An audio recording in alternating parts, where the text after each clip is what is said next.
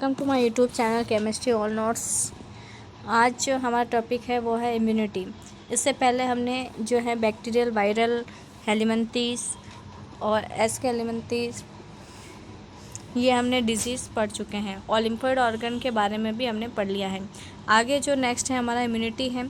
तो this is ability to immune system to fight the pathogen. परजीवी से लड़ने की जो क्षमता होती है वो ही हमारी क्या कहलाती है, इम्यूनिटी कहलाती है। अब इम्यूनिटी जो होती है वो कितने टाइप्स की होती है, दो प्रकार की होती है। एक होता है इनेट प्रकार की और एक होता है एक्वायर्ड प्रकार की। इनेट का मतलब होता है जो कि सहज प्रकार की, जो कि, और एक्वायर्ड का मतलब होता है उपार्जित प्रकार की। आगे नेक्स्ट, अब हम इसके बारे में पूरा डिटेल से पढ़ेंगे, इनिएट और इसमें एक्वायर्ड प्रकार की कैसी होती है। इनिएट इनबॉर्न इम्यूनिटी भी इसे कहते हैं, सहज या जन्मजात इम्यूनिटी भी इसे कहते हैं, जो जन्म के साथ ही उत्पन्न होती है। It is non specific immunity. ये कैसी इम्यूनिटी होती है, एक नॉन स्पेसिफिक इम्यूनिटी होती है। ठीक है, नॉन स्पेसिफिक इम्यूनिटी कौन सी है, इनेट प्रकार की है। Present at the times of birth, ये जो है बर्थ के टाइम ही प्रेजेंट होती है। It is include 4 types of barriers. ये किससे बनी होती है, बैरियर्स से मिलकर बनी होती है, और ये जन्मजात मतलब जन्म से ही हमारे शरीर में होती है। फर्स्ट इसमें बैरियर है physical barrier, physiological barrier, cellular barrier और साइटोकाइनिन बैरियर। 4 प्रकार के बैरियर इसमें होते हैं। फिजिकल मतलब जो है भौतिक अवरोधक, फिजियोलॉजिकल काई के अवरोधक, सेलुलर कोशिका के अवरोधक, साइटोकाइनिन अवरोधक होते हैं। 4 प्रकार के अवरोधक हैं। सबसे पहले हम बात करते हैं फिजिकल बैरियर्स की। तो भौतिक अवरोधक क्या होते हैं, जैसे स्किन हो गया, prevent entry to foreign bodies. ये क्या करता है, जो स्किन के अंदर जो फॉरिजन बॉडीज़ मतलब जो बाहरी है, जो भी फॉरिजन पार्टिकल्स होते हैं उसको अंदर जाने से रोकते हैं, जैसे कि बैक्टीरिया वगैरह हो गया। ठीक है, तो ये हमारी क्या है, फिजिकल बैरियर है, जो कि बैक्टीरिया को अंदर ग्रो नहीं करने देता है। म्यूकस कोटिंग हो गया of the respiratory, gastrointestinal and urinogenital tract. जो हमारे श्वसन और जो गैस्ट्रोइंटेस्टाइनल जठर अवनिका है, वहाँ पर म्यूकोस की एक लेयर होती है। म्यूकोस जिससे जो भी हम भोजन वगैरह करते हैं तो वो उसमें बैक्टीरिया वगैरह नहीं लगते हैं। जैसे मुंह के अंदर ही अगर हम खाना खाते हैं तो बैक्टीरिया लग जाना चाहिए, लेकिन ऐसा नहीं होता है, क्योंकि वहाँ पर क्या होती है, म्यूकस की कोटिंग होती है। आगे हम देखते हैं फिजियोलॉजिकल बैरियर, सेकेंड वाला, द गैस्ट्रिक एसियल और saliva and tears. Physiological barriers के अंदर आता है गैस्ट्रिक एसियल, जो हमारे जठर के अंदर, आमाशय के अंदर जो एसियल होता है वो क्या करता है, बैक्टीरिया की ग्रो को रोकने का काम करता है। सलाइवा भी यही काम करता है। सलाइवा में लाइसोजाइम्स एंजाइम पाए जाते हैं। टीयर्स IgA एंटीबॉडी होती है उसके अंदर। तो ये फिजियोलॉजिकल बैरियर्स हैं जो कि क्या करते हैं, इम्यून या कोई भी पैथोजन को ये है ग्रो नहीं करने देते हैं। ये हमारे जन्म से ही हमारे अंदर प्रेजेंट होते हैं, हमने एक्वायर्ड नहीं किया होता है। तीसरा नंबर होता है सेलुलर बैरियर्स। पैथोजन लाइक इस WBC सेलुलर है तो सेल से रिलेटेड होगा, जैसे न्यूट्रोफिल, पॉली मॉर्फोन्यूक्लियर, ल्यूकोसाइट हो गया, ये monocyte, neutral killer, lymphocyte, macrophage. जो भी सेलुलर बैरियर्स हैं, सेल्स के पार्ट्स हैं, वो सभी इसी के अंदर आते हैं। साइटोकाइनिन के अंदर आता है virus infected cell secret protein cell is interferons. Interferon बहुत इंपॉर्टेंट है। इंटरफेरॉन्स क्या होता है, इंटरफेरॉन्स जो होता है, अगर किसी भी व्यक्ति को वायरस इन्फेक्टेड सेल या कोई भी ऐसा ऑर्गेनिज्म जो वायरस से इन्फेक्टेड हो गया है या वायरस संक्रमित है, और उससे जो पदार्थ स्रावित होता है, ठीक है, और जो पदार्थ स्रावित होगा वो क्या होगा, प्रोटीन होगा। वो जो प्रोटीन है वो आगे चल कर के वायरस को ही रोकने का काम करती है। ठीक है, उससे जो बनाई जाती है वो क्या होता है, इंटरफेरॉन्स कहलाता है। तो वायरस से इन्फेक्टेड जो सेल है वो ही क्या करती है, एक प्रोटीन सीक्रेट करती है, जिससे हम क्या कहते हैं, इंटरफेरॉन। और आगे चलकर वो क्या करती है, which is protected non infected cell, और यह आगे कोशिकाओं को संक्रमित होने से बचाती है, वायरल इन्फेक्शन से बचाती है। तो इंटरफेरेंस जो होता है, वायरस इन्फेक्टेड जो सेल्स से जो सीक्रेटेड प्रोटीन है उसे हम इंटरफेरेंस कहते हैं।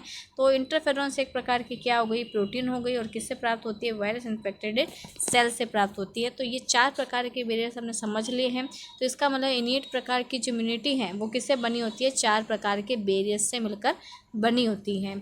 अब आगे हम देखते हैं बैरियर से बनी है। अब है एक्वायर्ड प्रकार की यूनिटी, सेकेंड नंबर वाला। एक्वायर्ड का मतलब होता है उपार्जित प्रकार की या अर्जित की हुई, जो हम जन्म के बाद में अर्जित करते हैं या लेते हैं, उसे एक्वायर्ड इम्यूनिटी कहते हैं। ये जन्मजात हमारे शरीर में प्रेजेंट नहीं होती हैं। अब इसमें हम देखते हैं it is a pathogen specific immunity. ये नॉन स्पेसिफिक थी और ये कैसी है, स्पेसिफिक प्रकार की इम्यूनिटी है। डेवलप ड्यूरिंग लाइफ टाइम, ये जो होता है हमारे जीवन काल में हम क्या करते हैं, डेवलप करते हैं, अर्जित करते हैं। Second point, it is a characterize by the memories. इसका जो मेन कैरेक्टर होता है वो क्या होता है, इसकी मेमोरी होता है। ये क्वेश्चन आ रखा है। एक्वायर्ड जो इम्यूनिटी है उसके अंदर जो उसका मेन जो कैरेक्टर होता है वो क्या होता है, वो उसकी मेमोरी होती है।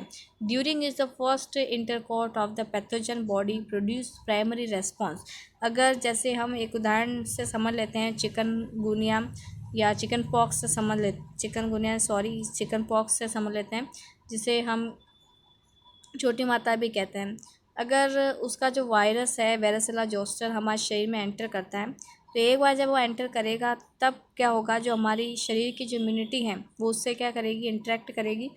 इंटरेक्ट करने से उसके अंदर रिस्पांस होगा, मतलब उस समय वो जो वायरस है वो प्रभावी हो जाएगा और उसमें छोटी माता हो जाएगी। तो वो क्या कहलाएगा, प्राइमरी रेस्पॉन्स कहलाएगा, क्योंकि उस समय हमारे शरीर के अंदर एंटीबॉडी बनी हुई तैयार नहीं होती, उसके खिलाफ वो एकदम से एंटर हो जाता है।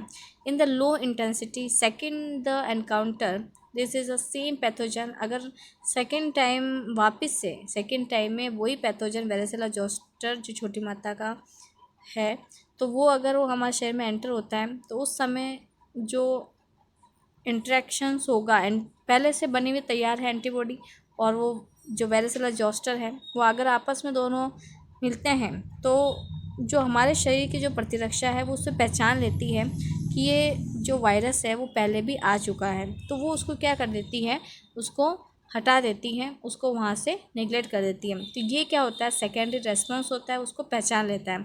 द हाईली इंटेंसिटी, ये बहुत ही तीव्र गति से होता है, जबकि फर्स्ट जो रेस्पॉन्स होता है, प्राइमरी रेस्पॉन्स होता है, वो बहुत ही लो इंटेंसिटी का होता है। ठीक है, तो प्राइमरी रेस्पॉन्स कैसा होता है, लो इंटेंसिटी वाला होता है, जबकि सेकेंडरी रेस्पॉन्स जो होता है वो हाई इंटेंसिटी वाला होता है। Primary and secondary immune response are carried out this B lymphocyte cell. Primary और सेकेंडरी जो इम्यून रिस्पॉन्स है उसके लिए जिम्मेदार कौन होता है, B lymphocyte and T lymphocyte cells होता है। ठीक है, तो बी और टी लिम्फोसाइट सेल की वजह से ही ऐसा होता है, इम्यून रिस्पॉन्स होता है। आगे हम देखते हैं बी लिम्फोसाइट प्रोड्यूस एंटीबॉडी।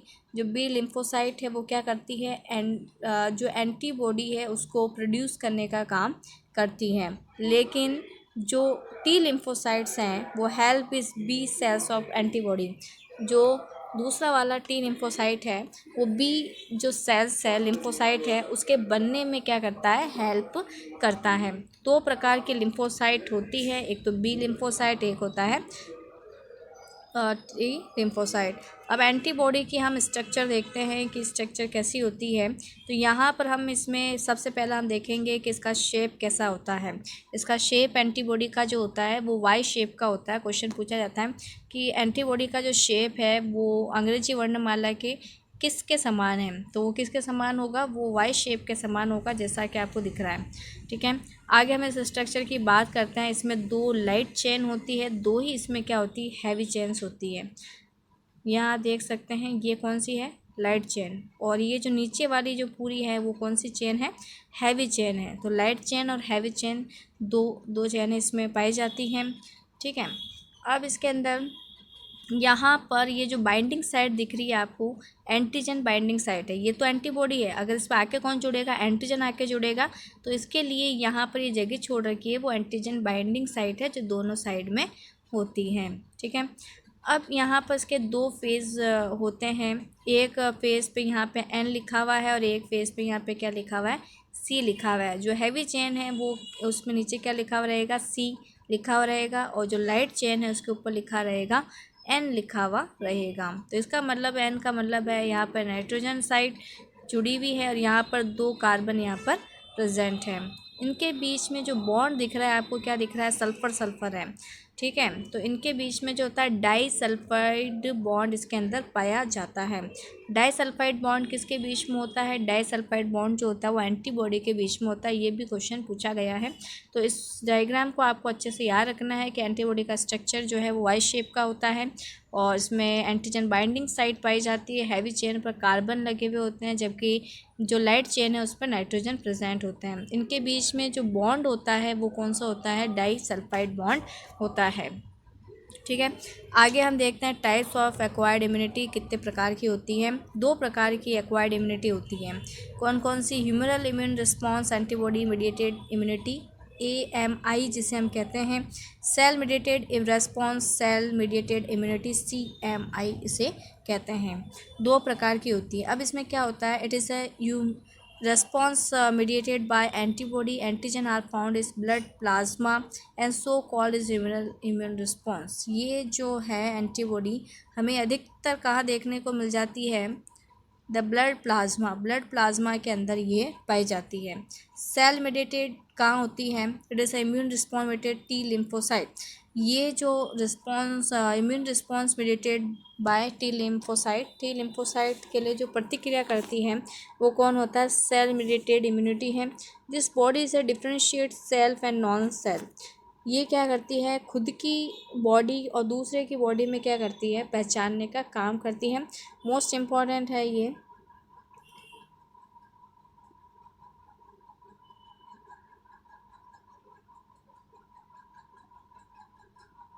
आपको दिख रहा है इम्पॉर्टेंट है। CMI causes graft rejection. ये क्वेश्चन जो है बार बार पूछा जाता है कि जो ग्राफ्टिंग जो होती है, जैसे ऑर्गन ग्राफ्टिंग हम करते हैं, जैसे किडनी अगर किसी की फेल हो गई है और दूसरी किडनी हम लगाते हैं तो उसमें टिश्यू को पहचानने का और ग्राफ्टिंग को एक्सेप्ट करने का काम कौन करता है? तो वो इम्यूनिटी जो है वो सेल मीडिएटेड इम्यूनिटी है, जिसकी वजह से हम क्या करते हैं? ग्राफ्टिंग को पहचान सकते हैं। तो CMI क्यूज ग्राफ्ट रिजेक्शन मतलब कि जो भी नकारने का जो काम है वो कौन करती है? वो सेल मीडिएटेड इम्यूनिटी करती है। सेल्फ बॉडी जो और जो नॉन सेल्फ है उन दोनों को पहचानने का वर्क करती है। This tissue matching blood group, और उसके लिए क्या किया जाता है? ग्राफ्टिंग के लिए सबसे पहले टिश्यू मैच किया जाता है, फिर ब्लड ग्रुप मैचिंग किया जाता है initial before undertaking and grafting transplant, और उसके बाद में जो है ग्राफ्टिंग की क्रिया की जाती है। After this is patient should like the immunosuppressant all his life. लेकिन उसको जीवन भर जो होता है इम्यूनो सस्पेरेंट जो होते हैं वो लेने ही पड़ते हैं। मतलब अगर किसी की किडनी ट्रांसप्लांट हो भी गई है लेकिन तो भी उसको जीवन भर जो है वो इम्यूनो सस्पेरेंट जो है वो लेने पड़ेंगे। और इसके लिए एक जो दवाई दी जाती है ट्राइकोडर्मा, वो काम में ली जाती है। ठीक है। ग्राफ्टिंग के लिए ट्राइकोडर्मा यूज़ किया जाता है। CMI के लिए नकारने का काम CMI करता है।